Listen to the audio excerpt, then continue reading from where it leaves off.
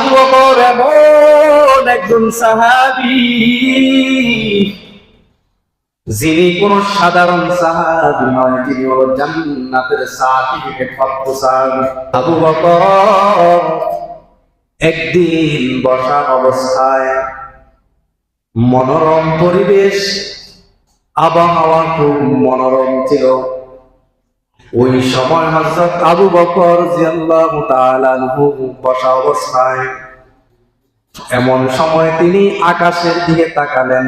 তাকানোর পরে তিনি দেখতে পেলেন একটি পাখি ছিল গাছের ডালে বসে। দেখে তিনি বলতে লাগলেন, আফসোস করে বললেন, হায়, আমি যদি পাখি হতাম তাহলে আমি উড়ে বেড়াতাম, যত ফল আছে ফল আমি খেতাম, গাছের ডালে ডালে গিয়ে বসতাম। এরপরে যখন আমি মারা